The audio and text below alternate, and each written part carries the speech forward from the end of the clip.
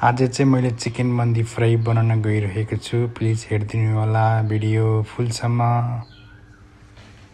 सुरुमा ल्याए मैले चिकनलाई मेरिनेट गर्नलाई गरम मसलालाई मिक्सरमा पिस्छु। मिक्सरमा पिसेपछि हाम्रो पेस्ट र पाउडर भयो। त्यसपछि कागती दही, नुन, फुड कलर अनि 3 चम्मच दही लिन्छौँ। त्यसपछि चिकनलाई धोएर मैले फनफन घुमाएँ। त्यसपछि यो चिकनमा मैले देखाएको मसला सबै हालेर फन मिक्स गर्छु एकछिन। मिक्स गरेर भएपछि यस्तो राम्रो कलर देखिन्छ। त्यसपछि मैले यसलाई फन घुमाएर फ्रिजमा राख्छु आधी घण्टाको लागि। त्यसपछि मैले राइस बोइल गर्नको लागि पानी तताएको छु। त्यसपछि मैले गरम मसला हालेपछि 1 चम्मच घिउ राखेँ। तेल राखेर हुन्छ, मैले चाहिँ घिउ राखेको छु। यो राख्यो भने चाहिँ राम्रो राइसलाई टेस्ट पनि फ्लेभरै आउँछ। हाम्रो पानी उम्लिने बेला मैले चाहिँ आधी चम्मच बेसार राखेको छु। यसले चाहिँ राम्रो कलर दिन्छ।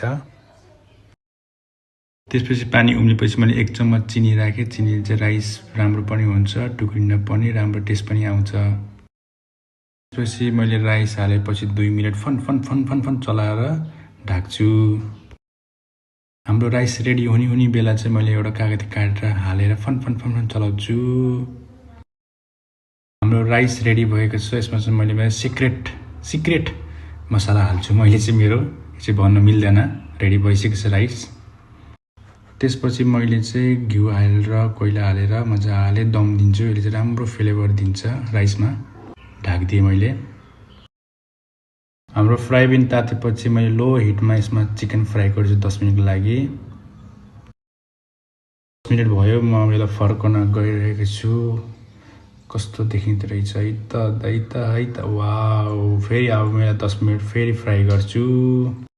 अब म आएँ राइस तरफ। राइस कस्तो आएछ हेर म त। वाउ खुसबु वाउ। मेरो त मुखबाट पानी नै चुइसिकम नाकमा त। वाउ। फाइनली अब हाम्रो 5 मिनट चिकन रेडी हुन्छ। अब म रायता बनाउन गइरहेको छु। चिकन मन्दीको साथ चिकन ग्रेभी पनि चाहिने हो। मैले बनाएन, मैले रायता बनाएँ। फाइनली हाम्रो मन्दी चिकन फ्राई रेडी भइसकेको छ। Wow fun.